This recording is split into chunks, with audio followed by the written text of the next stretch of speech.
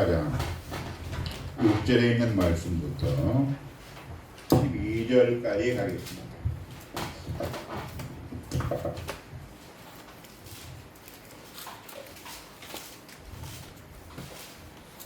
구약성경 여호수아 14장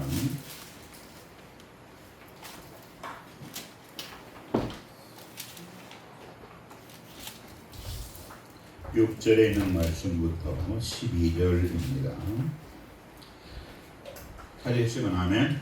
네. 하나님의 말씀입니다. 그때에 유다 자손이 길갈에 있는 여호수아에게 나아오고 그니스 사람 여분의 아들 갈렙이 여호수아에게 말하되 여호와께서 가데스바나에서 나와 당신에게 대하여 하나님의 사람 모세에게 이르신 일을 당신이 아시는 바라.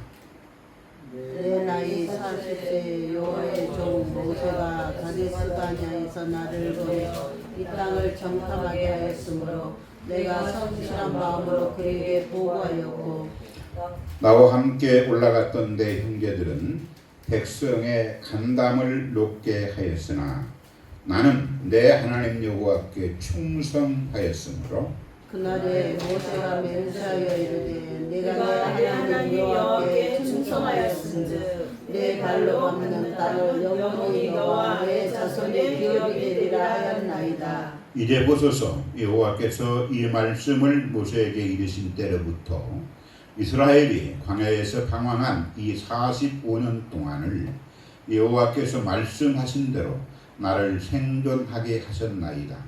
오늘 내가 85세로되 모세가 나를 보내던 날과 같이 오늘도 내가 여전히 강건하니 내 힘이 그때나 지금이나 같아서 싸움이나 출입에 감당할 수 있으니 그날에 여호와께서 같이 있습니다. 말씀하신 이 산지를 지금 내게 주소서. 당신과 그날에 들으셨거니와 그곳에는 아낙 사람이 있고 그 성읍들은 크고 견고할지라도 여호와께서 말씀하신 대로 그들을 쫓아내리라 하리니. 아멘. 할렐루야. 아멘. 아멘. 아멘. 오래간만에 우리 생명샘 기도원에 올라왔더니 본당에 올라왔니? 아니요. 본당에 올라왔어. 할렐루야. 아멘.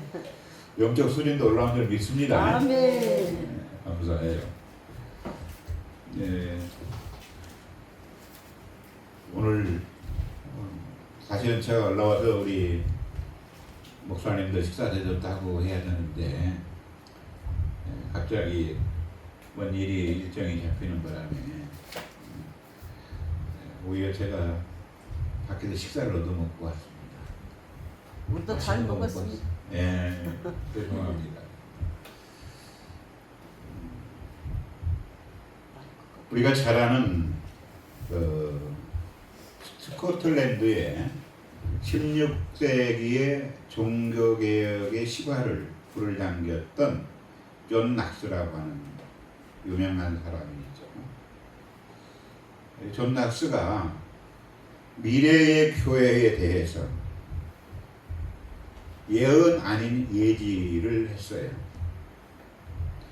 지금 하는 미래적 교회에 대해서 앞으로 교회가 이런 교회로 되어져 갈 것이다. 예지를 했는데 첫 번째는 뭐라고 얘기했냐면 예수 그리스도가 없는 강단이 많아질 것이다. 이런 얘기를 했어요. 쉬운 말로 말하면 교회에서 예수 그리스도 십자가의 복음이 빠진 교회의 강단이 세상의 지식과 철학과 어떠한 사상과 논리가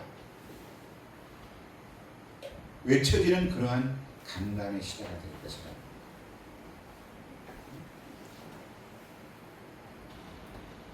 사실 이건 현실적으로도 많이 들어맞거든요. 예를 들어서 교회에서 어떤 목회자들을 청빙하게 될 때 보면 그 청빙의 내용이 가장 먼저가 뭐예요? 박사학위가 있느냐, 일반대를 졸업했느냐, 어떻게 해도 종교 교수를 갔느냐, 이러한 것들이 보이지 않게 아니라고 하지만 규정되어 있는.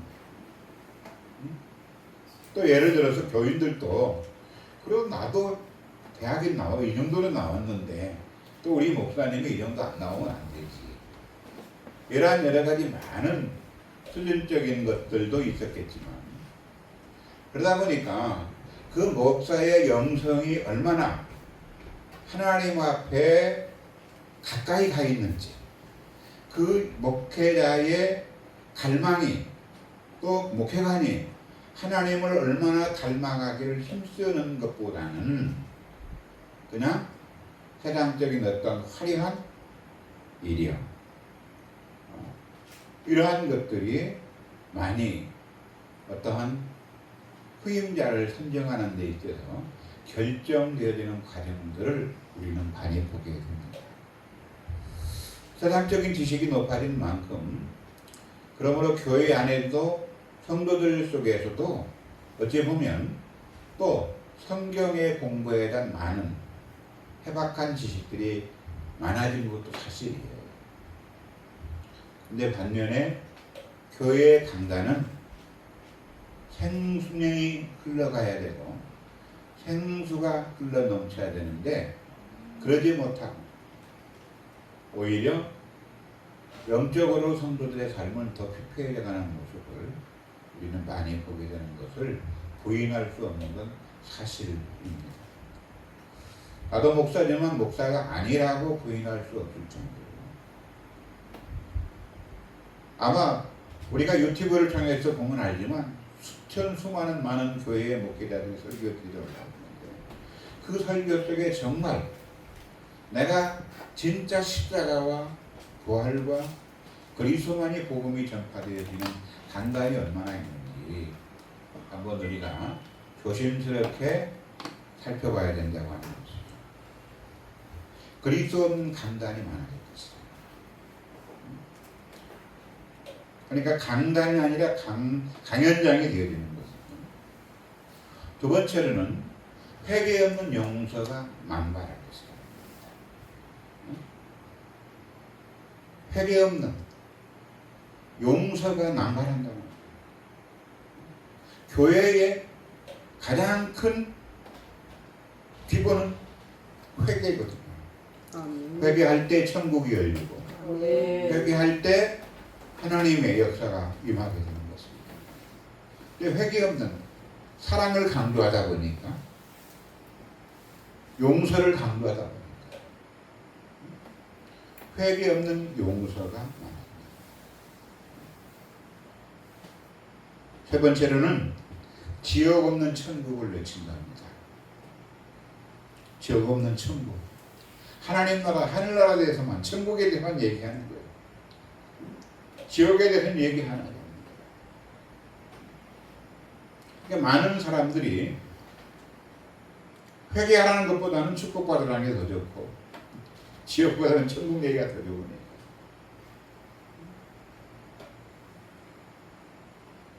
지옥 없는 천국을 얘기하고 있고 네 번째로는 거듭남이 없는 구원을 얘기한다는 거예요. 거듭남이 먼저인데 거듭남 없는 구원을 얘기합니다. 다섯 번째로는 하나님 없는 정치라고 합니다. 무슨 말이냐고 하면 교회가 하나님이 없어요. 교회 안에는 하나님의 신정 정치가 이루어져야 되는데 하나님이 없는 세상의 정치가 교회를 파멸시킵니다. 참으로 비통한 현실이죠. 마지막 여섯 번째가 성령 없는 전도라는 거예요.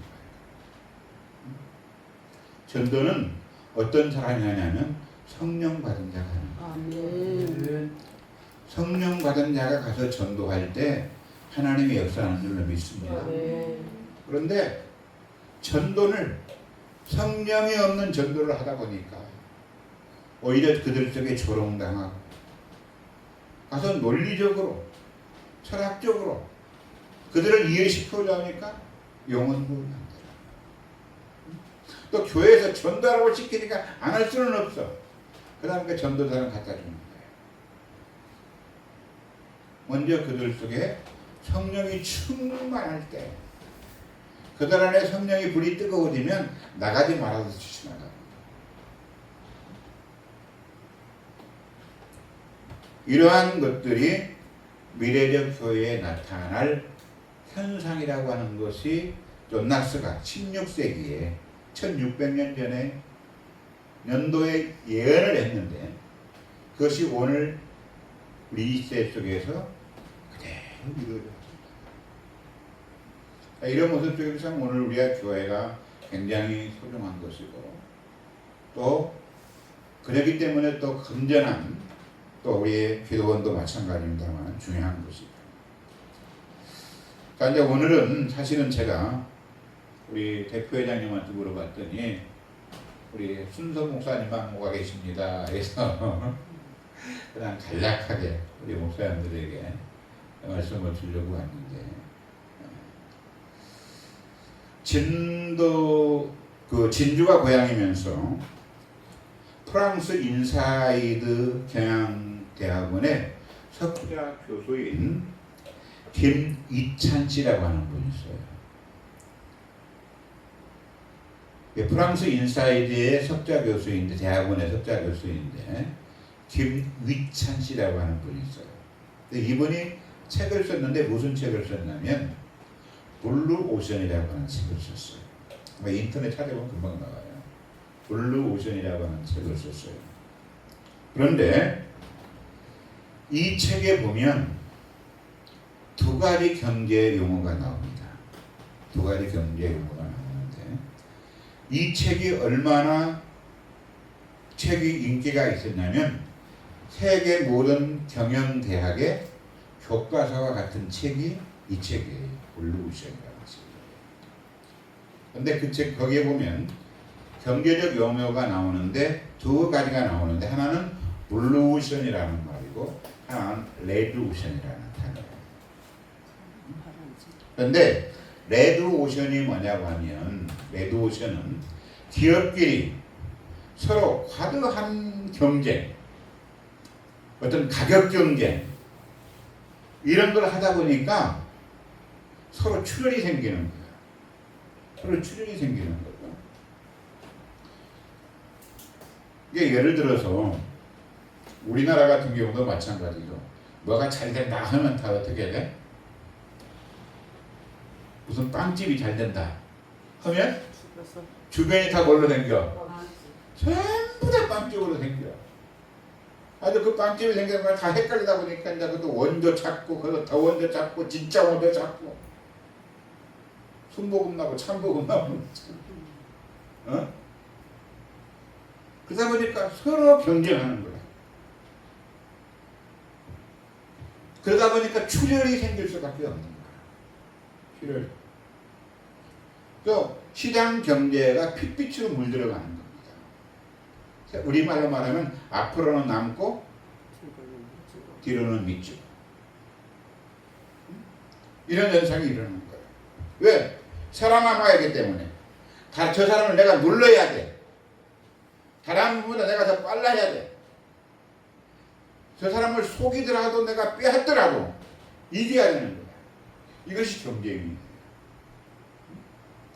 특별히 우리나라의 교육제도도 예전에 그랬었잖아요. 1등만 살아남는 거야.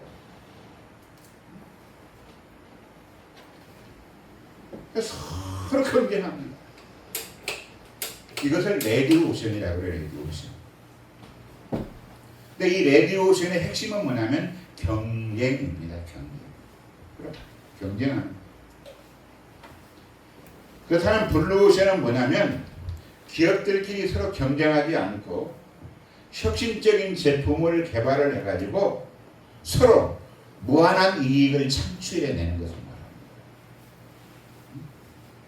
말합니다. 예를 들어서 예를 들어 카메라를 하나를 어떤 회사가 만든다고 치면 어떤 회사는 렌즈만 만드는 거예요. 어떤 회사는 사천 누르는 것 만드는 거예요. 그분만 하는 거예요. 하면서 서로 나누어 가지는 거예요. 서로 거기에서 주어진 이익을 같이 나누는 것을 말합니다. 이게 무한한 이익을 창출하는 것을 가리켜서 블루오션이라고 말합니다. 그러니까 블루오션의 본질은 창조에 있어요. 창조에. 경쟁이 아닙니다. 자기 개발을 해서 무한한 이익을 만들어내기 때문에. 그런데 놀라운 사실은 이 블루오션과 레드오션이 경제에만 존재하는 것이 아니라 경제에는 오늘 우리들의 삶에 아주 깊숙이 들어와 있다는 것 아니에요. 그렇잖아요. 응? 우리가 살아가고 있는 삶의 현장이 기본적으로 블루오션이요, 레드오션이요? 예? 블루오션입니까? 레드오션입니까? 레드오션이다. 우리 살아가는 삶의 현장이 경쟁이에요, 전부 다. 레드오션이에요. 기본적으로. 그래서 경쟁하면서 살아갑니다. 기업도 마찬가지고, 직장도 마찬가지고, 학교도 마찬가지고. 옛날 우리 말로 말하면 태어날 때부터 가장 식구들 많은 사람들. 한 숟가락 더 먹이가 나니까. 경쟁 속에서 살아가는 생존경쟁가. 그러다 보니까 그것이 당연한 것인 양 또 우리는 당연히 자녀들한테도 그렇게 할 수 있는 거예요. 유치원부터 시작해서 초등학교, 중학교, 고등학교, 대학교 마찬가지잖아요. 모든 게 회사에 들어가도 마찬가지고 다 경쟁해. 그것을 내가 이겨야 돼. 그래야 내가 살아날 수 있다.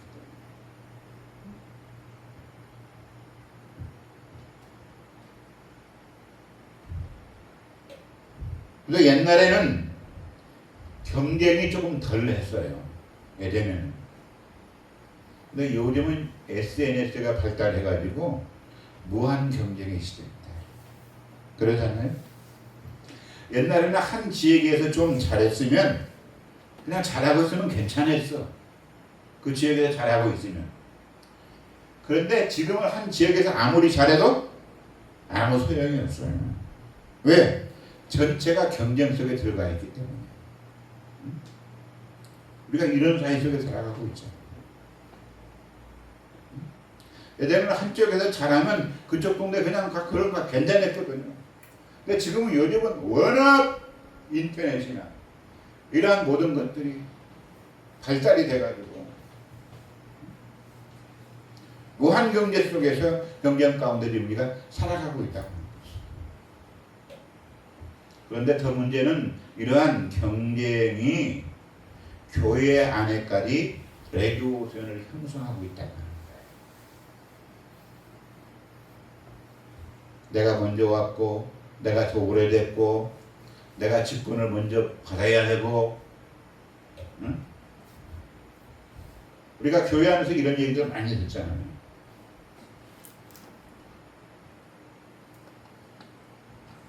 그것도 성도할 때 당연한 것으로 여기고 사는 거야. 그런데도 교회가 왜 무너지지 않느냐면 믿음이 그 레드오션을 블루오션으로 바꾸는 능력이기 때문입니다. 아멘. 아멘. 네. 믿음을 통해서 우리가 블루오션으로 바꾸어지는 역사가 있어야 될 걸 얘기하고 있습니다. 아멘. 오늘 본문을 들어가면 이제 본론으로 들어가면 이스라엘 백성들이 가나안 땅 정복 전쟁을 시작할 때 모든 것이 블루오션이었어요. 발바닥으로 내가 너희가 밟는 그 땅을 내가 너희에게 다 주리라. 하나님이 이미 선언하고 약속을 했거든요. 자, 우리 한번 여호수아 1장으로 갑시다. 여호수아 1장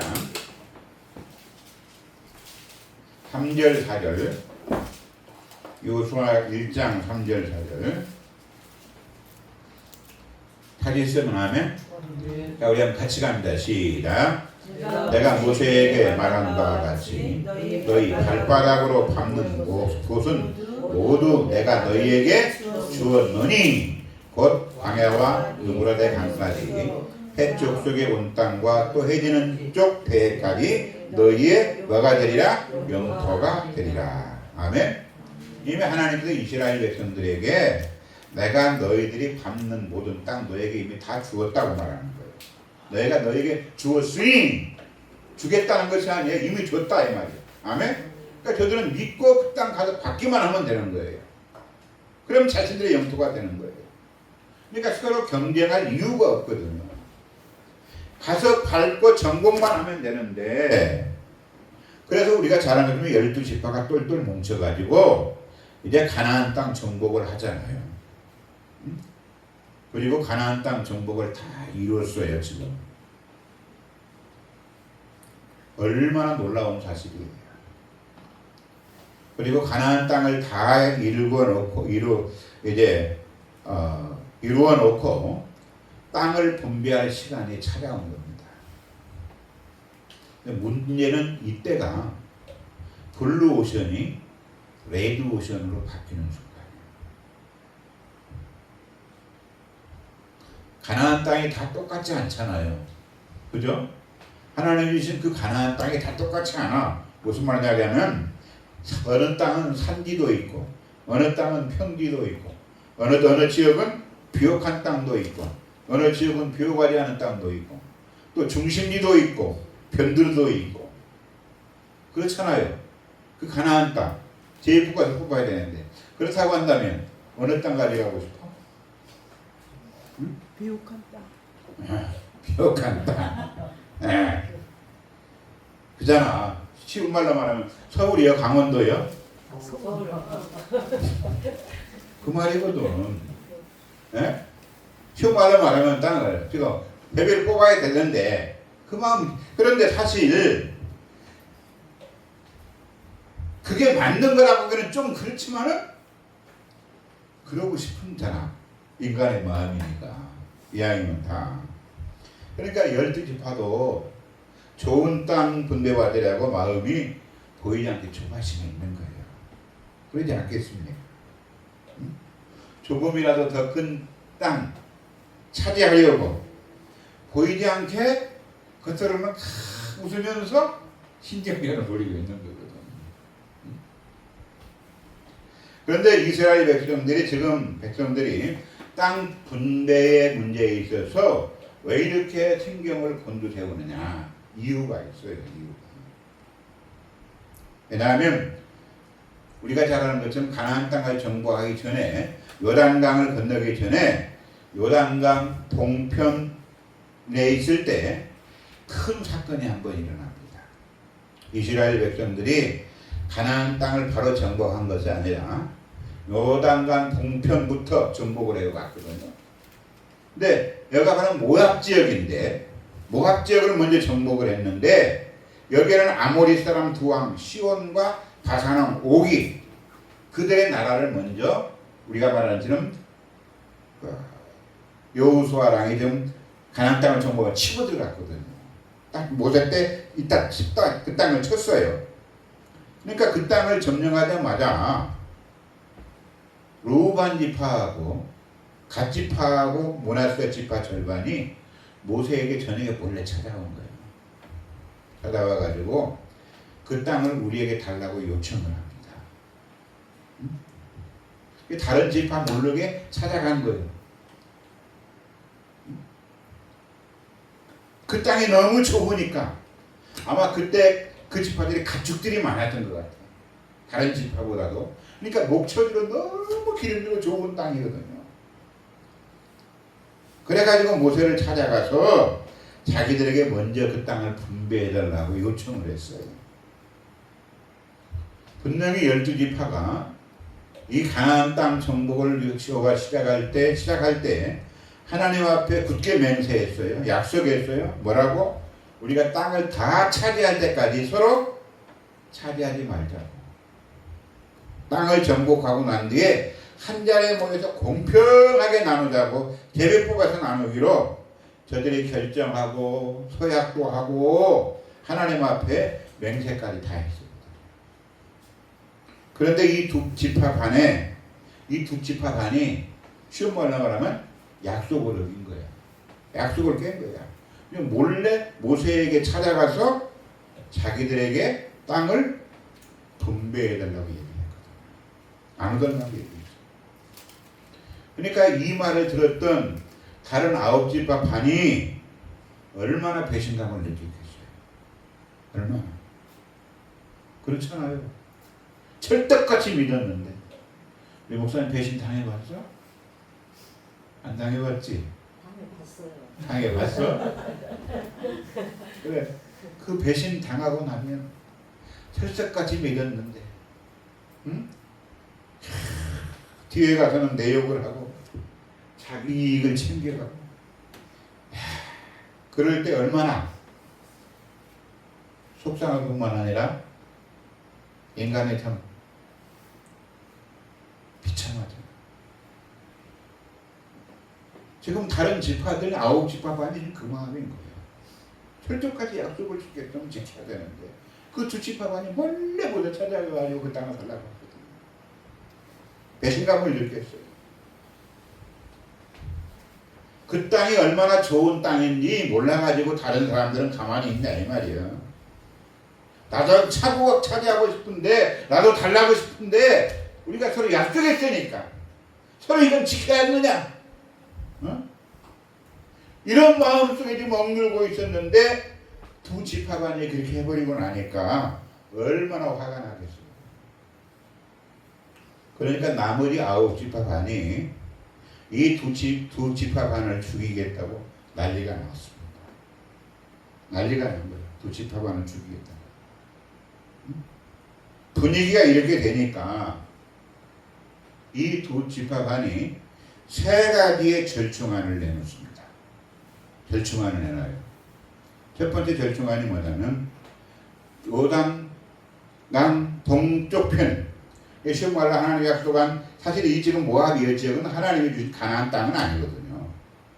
근데 너희들이 그 요단강을 건너가서 얻은 그 땅, 동편 땅을 자기들이 예를 들어서 지금 이 땅을 우리에게 허락해 주면 그 땅에 너희들이 먼저 각 차지게 되면 요단 건너편 서쪽에 아무리 큰 땅이고 좋은 땅이라 할지라도 우리는 그 땅 한 평도 달라고 하는 것이다. 우리는 그 땅을 한 평도 안 달라고 할 것이다. 우리는 여기서 설 거니까. 첫 번째 제안이었어요. 두 번째 제안이 뭐냐면 그 땅을 뺏기까지, 얻기까지, 요단강에 건너가 가나안 땅을 다 정복할 때까지 우리 2지파반이 전쟁에 나가서 맨 앞에 가서 싸우겠다. 맨 앞에 가서 싸워주겠다. 어? 선봉에 서겠다 이 말이에요. 그러니까 전투에서 언제 죽을지 모르는 선봉에 선다고 하는 것은 굉장히 어려운 거거든요. 근데 우리가 대신 그 일을 해주겠다. 이렇게 제안을 해요. 세 번째 제안이 뭐냐면, 그리고 그 땅을 차지하고 나머지 9지파반이 그 땅을 똑같이 제비 뽑아서 나누어 가질 때까지, 나누어 집을 때까지 우리는 집에 안 가겠다. 그리고 너희들이 다 나누어 가지고 난 다음에 그때가 우리는 요단 건너 요도 오겠다는 거예요. 이 3가지 제안을 합니다. 그래가지고 이 모세에게가 중재를 해가지고, 중재를 하니까 9지파는 이 사람들은 가만히 보니까 자기도 손해볼 건 없잖아. 은근히 따지고 보면 손해볼 건 없거든요. 왜? 벌려주신 하나님의 가나안 땅, 약속의 땅, 그 땅도 아니고 그렇지 않으니까 오히려 그러다 보니까 모세의 중재로 넘어가게 된 거예요. 응? 싸움이 안 일어났어요. 쉬운 말로 말하면 일단락이 되기는 됐다 이 말이에요. 분란이 조짐이 있다가 일단락이 됐어요. 그런데 문제는 해결은 되었지만 저희들 쪽에는 보이지 않게 이것이 트라우마를 가지고 있었다 이 말입니다. 트라우마를 가지고 있었어요. 그런데 지금 그 일이 지나고 나서 7년이 지나서 7년, 가나안 전쟁이 7년 전쟁이었거든요. 7년 전쟁을 마치고 지금 가나안 땅을 분배받을 시점이 오늘 지금 본문이에요. 그러거든요. 분배받을 시점에 와 있는 거예요. 그러니까 그 9지파 속에 또 무슨 생각이 들겠어요? 무슨 생각이 들겠어? 또 땅 분배 지금 나눌 시간이 됐고 시점이 됐거든요. 그러다 보니까 예전에 한번 모세를 통해서 두 지파반이 했던 그 트라우마가 있기 때문에 또 누군가가 여호수아한테도 몰래 찾아가가지고 또 부탁하지 않을까, 이런 보이지 않는 생각을 가질 수 있다 이 말이에요. 아멘? 그런데 불길한 예감은 왜 이렇게 잘 맞는지, 불길한 예감은 왜 이렇게 잘 맞는지, 걱정했는 일이 현실로 벌어져 버릴 거예요. 그것이 바로 6절이에요. 6절. 6절 다 같이 시작. 그때에, 이게 쉬운 말은 그때가 아니지만 땅을 지금 분배할 그때에 그 말이에요. 유다 자손이 길갈에 있는 여호수아에게 나아갔어요. 그리고 그니 칠사람 여분네 아들 갈렙이 여호수아에게 말하되, 자, 유다 지파의 가장 영향력이 있는 갈렙을 앞세워 가지고 여호수아를 어떻게 보면 압박하고 있는 거예요. 유다 지파의 가장 영향력이 있는 사람. 그러니까 이 소식이 순식간에 어떻게 됐겠어요? 말 안 해도 퍼져 있겠지. 응? 백성들에게 쫙 퍼집니다. 유다 지파가 갈렙을 앞세워 가지고 여호수아한테 땅을 부탁하러 갔다. 땅을 부탁하러 갔다. 교회도 가끔 보면 주일날 A 성도하고 B 성도하고 하여튼 뭐가 안 좋아하고 서로 막 싸웠어. 그 다음에 자기 둘이만 알았는데 다음 주 가서 보면 그냥 온 교인들이 다 알고 있어.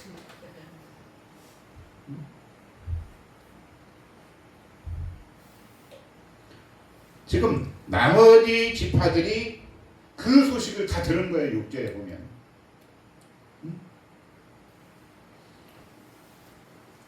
화가 날 수밖에 없는 건 아니겠어요. 그런데 화가 나는데도 다른 지파들이 이의를 제기할 수가 없습니다. 왜냐하면 갈렙이 누구예요? 갈렙이라고 하면 제일 먼저 땅을 선택해도 아무 말도 못할 사람이잖아요. 갈렙. 그래서 이제 각 지파들이 자기들을 그 지파의 수장들의 이름을 넣고 그 표를 넣고 뽑을 거 아니에요. 제복기를. 예? 근데 그 중에 그 모든 지파의 가장 연장자가 누구예요? 갈렙이잖아요. 갈렙. 응? 갈렙이 가장 연장자예요. 그리고 다른 사람들은 사실 어찌 보면 손짓벌이야. 손짓벌. 오늘 볼리비아 갈렙의 나이는 85세인데 다른 사람들은 다 광야에서 태어난 사람들이야. 모든 사람들은 다 죽었기 때문에 여호수아와 갈렙만 하나님의 약속의 땅에 들어왔기 때문에.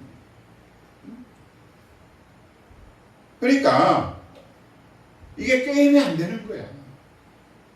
갈렙이 가서 그 어른이 따고 뭐라고 그래서 딴 사람들이 그것다가 또 신앙의 레전드잖아. 갈렙. 네? 12명 정탐꾼 중에 가나안 땅에 들어온 사람은 여호수아 갈렙밖에 없는데, 그런데 또 이 갈렙이 속한 지파가 어느 지파예요? 유다 지파입니다. 이스라엘에서 가장 크고 영향력 있는 지파가 바로 유다 지파거든요. 영적 장자라 이 말이에요. 영적 장자. 우리가 잘 아는 것처럼 르우벤이 장자였는데 아버지 침상을 더럽혀가지고 탈락되잖아요. 그리고 시므온과 레위가 디나 강건식 사건 때문에 할례를 핑계로 대량 학살하는 바람에 거기서 또 탈락돼요. 그래서 실제적 장자, 영적인 장자는 누구냐면 유다입니다. 유다. 그리고 이 유다 지파가 크고 유다 지파가 갈렙을 앞세워서 그 얘기를 하면 아무도 할 말이 없는 거예요. 그러니까 기분이 안 나쁜 게 아니라 기분이 나빠도 할 말이 없는 거예요. 다른 지파는 기분이 나빠도 할 말이 없는 거예요. 근데 지금 6절에 저도 유다 지파가 갈렙을 앞세워가지고 갈렙이 여호수아에 가가지고 얘기를 하거든요. 다른 지파가 속이 얼마나 뒤집어졌겠어요.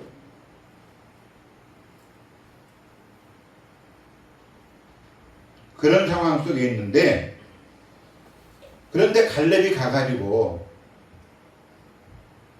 여호수아에게 오늘 자기가 달라고 하는 땅이 있었어요. 그 땅이 어떤 땅이냐? 12절 봐봐. 12절 우리 읽었는데 시작. 그날에 여호와께서 말씀하신 이 산지를 지금 내게 주소서. 당신도 그날에 들으셨거니와 그곳에는 아낙 사람이 있고 그 성읍들은 크고 견고할지라도 여호와께서 나와 함께 하시면 내가 여호와께서 말씀하신 대로 그들을 쫓아내리라 하니. 아멘. 예. 어떤 땅 달라고 했냐면 이 땅이 헤브론이거든요. 헤브론. 이 헤브론은 중심지도 아니고 비옥한 땅도 아니고 평지도 아니고 외곽에 있는 산악지대입니다. 산악지대. 해발 800m가 넘는 견고한 성이며 남곡불랑의 성이에요. 남곡불랑의 성. 그곳에 누가 있냐면 아낙자손이 살고 있어요. 아낙자손. 점령하고 있는 땅이 바로 지금 이 헤브론 땅이에요. 아낙자손은 거인족이에요. 거인족. 45년 전 이스라엘 백성들이 가나안 땅을 정탐하고 가나안 땅의 정탐을 그 가나안 땅 정복을 포기했던 이유가 뭐냐면 이 아낙자손 때문이에요. 자기들이 그냥 우리는 거기에 가면 메뚜기다. 그러한 사람들이 살고 있는 땅이 헤브론이에요. 그런데 오늘 갈렙이 자청을 해서 그 지역을 내가 점령했다. 앞에서 두 지파가는 자기들에게 좋은 목소리 그 땅을 달라고 모세에게 찾아가서 얘기를 합니다.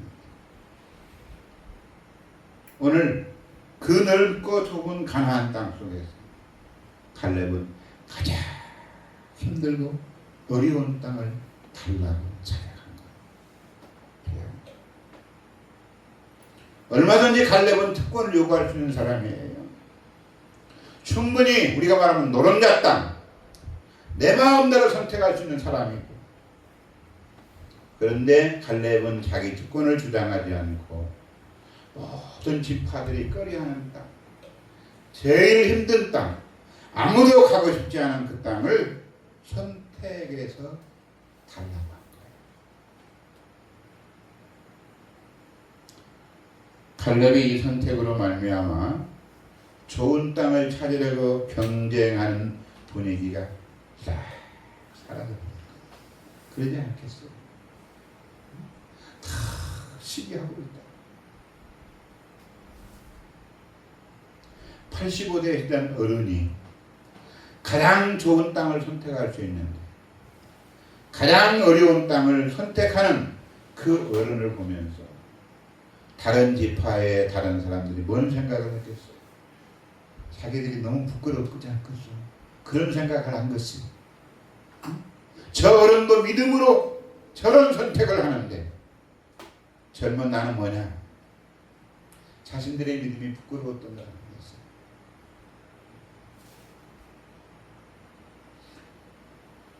영적인 교회는 어떤 교회냐면 고치려고 하는 교회는 절대 안 고쳐야 되지 않습니다. 절대 못 고칩니다. 목사님 이것도 문제고 저것도 문제고 저분이 저건 문제고 절대 고쳐야 돼요. 지적한다고 바꿔지는 게 아닙니다. 가장 좋은 변화가 뭐냐면 믿음을 선택하는 건 줄로 믿습니다. 쉬운 말로 말하면 믿음 없는 사람이 믿음 있는 사람을 보고 부끄러워하는 교회가 돼야 됩니다. 이게 굉장히 중요해요. 믿음 없는 사람이 그 사람을 보고 그래 저 사람 보니까 내가 부끄러움을 느껴야 돼. 그럴 때 내가 변화됩니다.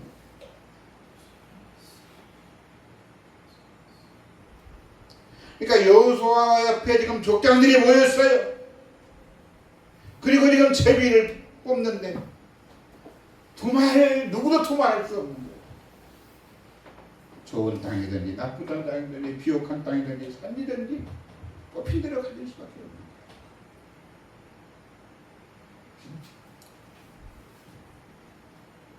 왜? 그들이 왜 그렇게 순종하느냐? 갈렙한 사람들. 갈렙의 이 믿음의 선택, 이 갈렙의 신앙, 이것이 많은 사람들을 그렇게 부끄럽게 만듭니다. 참 여기서 우리는 영향력 있는 한 사람이 행동이 얼마나 그 공동체를 바꿔갈 수 있는지 우리는 잘 볼 수 있다. 갈렙이 자기의 특권을 이용해서 좋은 땅을 먼저 차지했다고 하면 서로 그 다음부터는 나야 그 다음은 나야 내가 누구다 싸움이라고 난리 났을 거예요.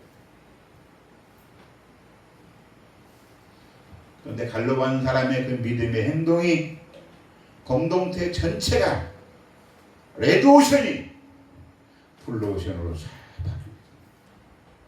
응?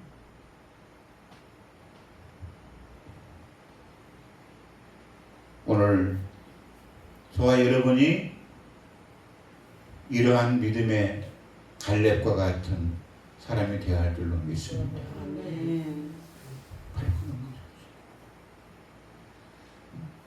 하나님 오늘 내가 이런 간망을 가지고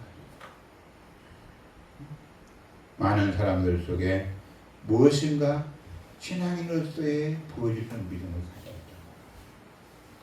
또 그런 믿음을 보일 때 교회는 우리의 삶은 더 풍성하게 되어질 줄로 믿습니다. 기도하겠습니다.